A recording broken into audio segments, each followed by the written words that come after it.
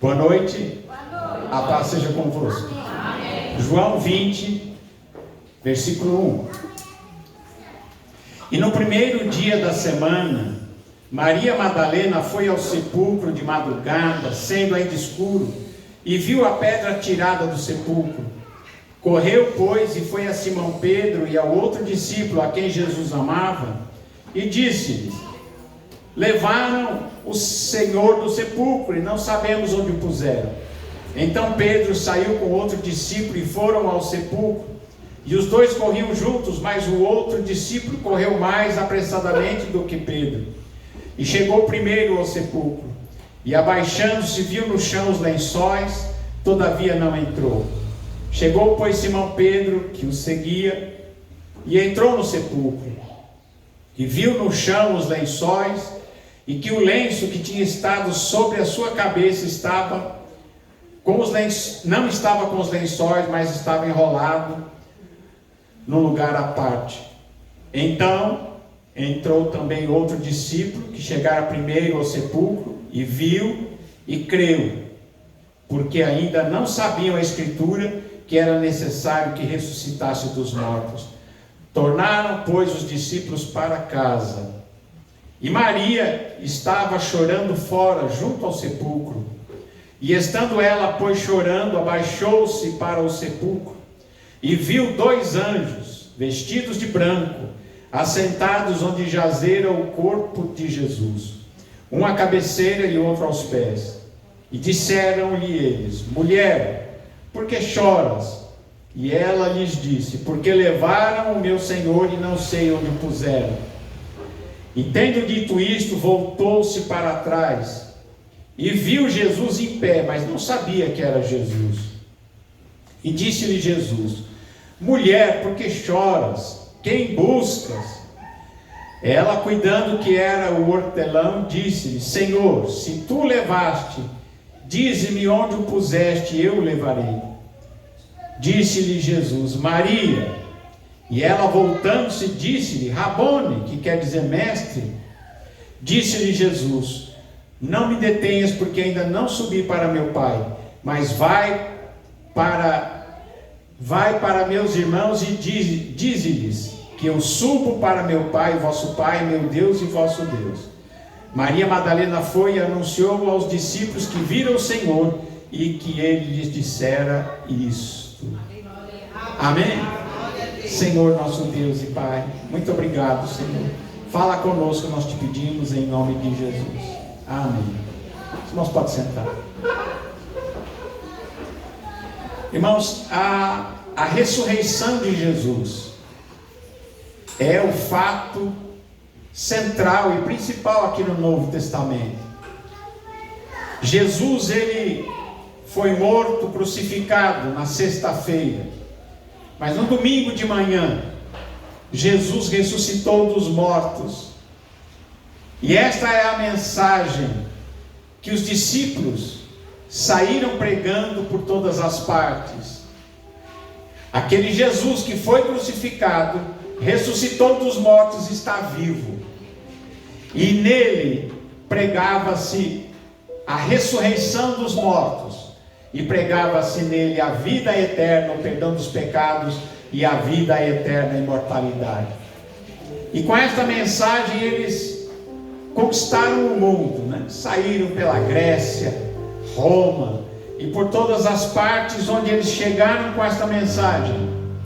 A mensagem era sempre a mesma: Jesus está vivo, ele ressuscitou dos mortos, ele venceu a morte e ele nos dá a vida eterna. E quando nós chegamos nesta comemoração da Páscoa, nós temos que nos lembrar disso. Jesus é a nossa Páscoa. Jesus é o motivo da nossa libertação.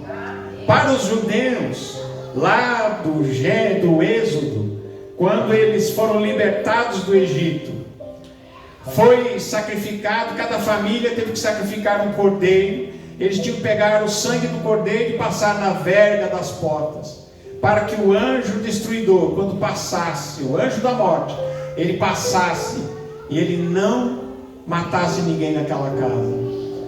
E Os israelitas fizeram isso, passaram o sangue na verga da porta, o sangue do cordeiro.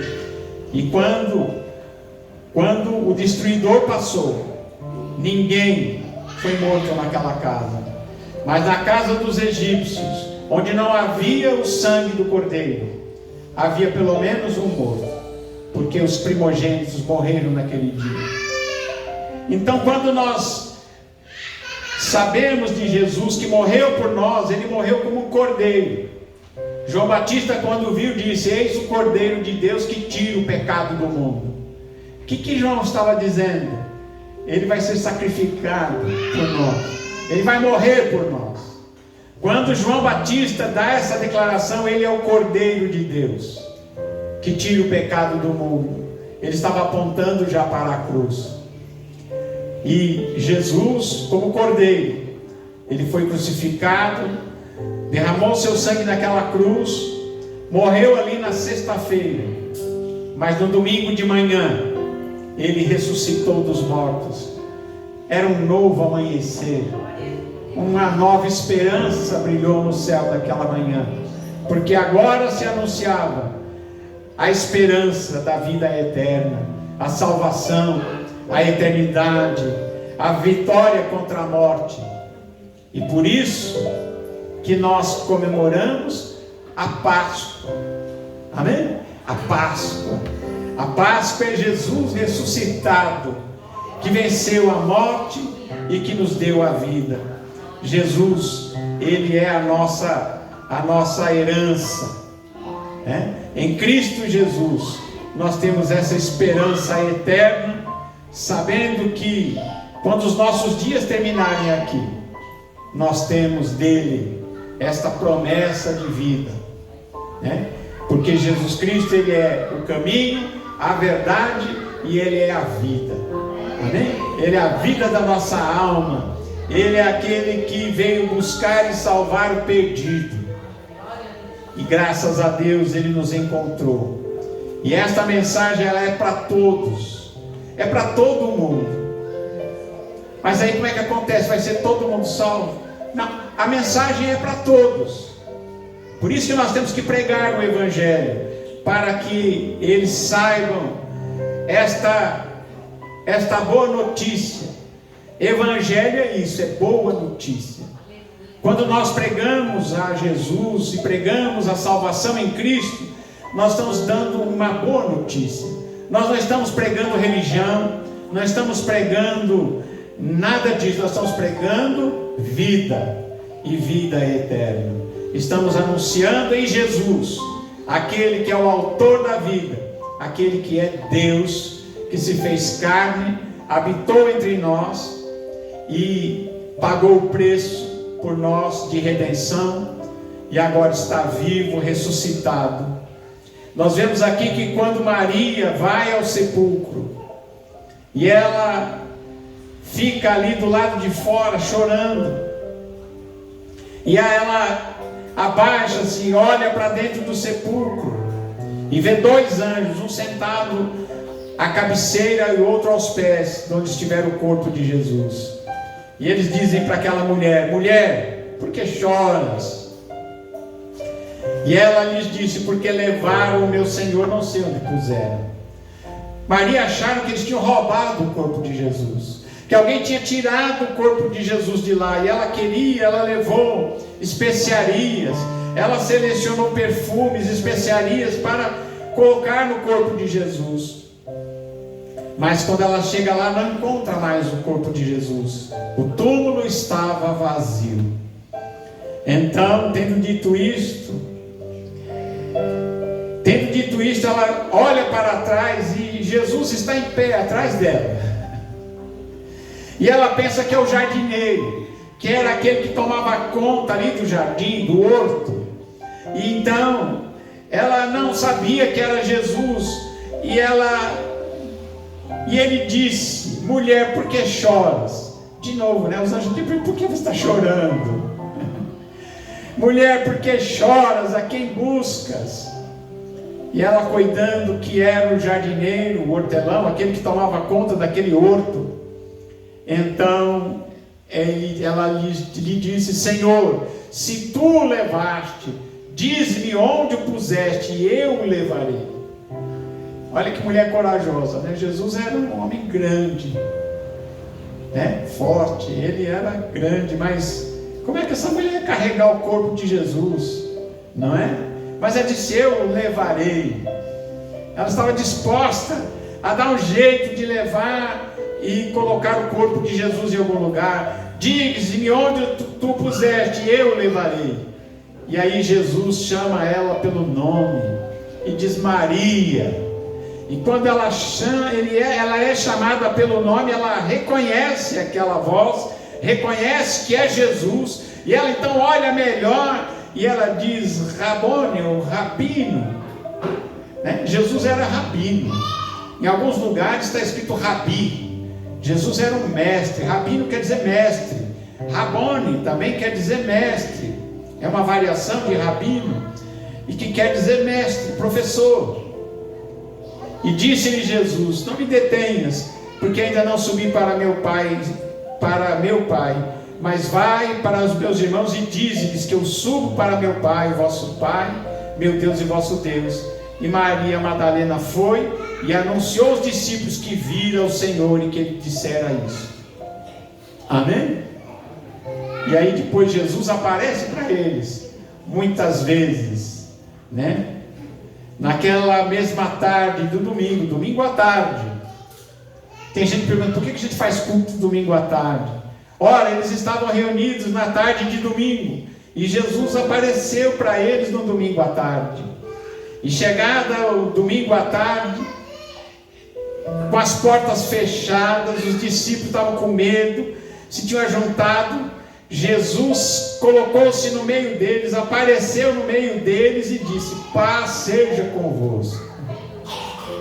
Porta fechada, janela fechada, tudo fechado, e Jesus aparece no meio deles e diz: paz seja convosco. Dizendo-lhe isso, mostrou-lhe as suas mãos, o seu lado, de sorte que os discípulos se alegraram vendo o Senhor. E disse-lhes, pois, Jesus outra vez: paz seja convosco. Assim como o Pai me enviou, também eu vos envio a vós. E havendo dito isto, assoprou sobre eles e disse-lhes: recebei o Espírito Santo. Que maravilha, né? Aqueles a quem perdoardes os pecados lhes serão perdoados, e aqueles a quem os retiverdes serão retidos. Ora, tinha um que faltou no culto naquele dia. Era Tomé. Ora, Tomé, um dos 12, chamado Dídimo, não estava com eles quando veio Jesus. E disseram-lhe, pois, os outros discípulos. Todo mundo, quando chega o Tomé, eles dizem: nós vimos o Senhor, ele veio aqui, falou conosco, comeu conosco. Aí o Tomé, que faltou no culto, quem falta sempre perde alguma coisa, né? Aí o Tomé disse: se eu não ver o sinal dos cravos em suas mãos, se eu não meter o dedo no lugar dos cravos, e não meter a minha mão no seu lado, que ele sabia que tinha sido furado por uma lança, se eu não colocar a mão no seu lado, de maneira nenhuma eu crerei. Aí passa uma semana, 8 dias depois, estavam outra vez os seus discípulos dentro, e com eles Tomé. Dessa vez ele não faltou, né? Tomé veio no culto. Chegou Jesus, estando as portas fechadas, apresentou-se no meio deles e disse: paz seja convosco. E depois ele disse a Tomé: Tomé, põe aqui o teu dedo e vê as minhas mãos, e chega a tua mão e mete-a no meu lado, e não sejas incrédulo, mas crente. Seja crente, Tomé. Põe a mão aqui, você quer ver? Sabe por que Jesus veio e falou isso para ele? Porque Jesus, quando ele apareceu, mas depois ele desapareceu, mas ele não foi embora. Jesus desapareceu, eles o viram, ele desapareceu, eles não o viram mais, mas Jesus continuava lá. Quando o Tomé chegou e disse: não, se eu não colocar minha mão lá, Jesus estava lá. Como Jesus está aqui, como Jesus está aqui, do mesmo modo, ouvindo a sua oração, ouvindo o que você diz, o que você pensa. E ele chega naquele dia, especialmente para Tomé, e diz: põe o teu dedo nas minhas mãos, nas minhas chagas, chega a tua mão, coloca aqui no furo da lança, e não sejas incrédulo, mas sejas crente. Então Tomé respondeu e disse: Senhor meu e Deus meu. Agora Tomé reconhece que ele não é só o Senhor, ele é também Deus. Senhor meu e Deus meu. E disse-lhe Jesus: porque me viste, Tomé, creste? Bem-aventurados que não viram e creram. Felizes e bem-aventurados o pessoal lá de Calcaia que não viu, mas creu. Amém? A gente não viu, mas nós cremos. Então Jesus disse: felizes, bem-aventurados aqueles que não viram, mas creram. E Jesus, pois, operou em sua presença, na presença dos seus discípulos, muitos outros sinais que não estão aqui neste livro. Estes, porém, foram escritos para que creiais que Jesus é o Cristo, o Filho de Deus, e para que, crendo, tenhais vida em seu nome. Amém? Em Jesus nós temos vida. Amém? Vida. Isso que é Páscoa. Amém? Isso que é Páscoa. Hoje nós temos uma festa com as crianças lá na, como é que chama lá? Primavera, né? Com as crianças lá. E eu fiz essa pergunta: o que é Páscoa, né? Aí uma criancinha bem pequenininha falou: eu sei.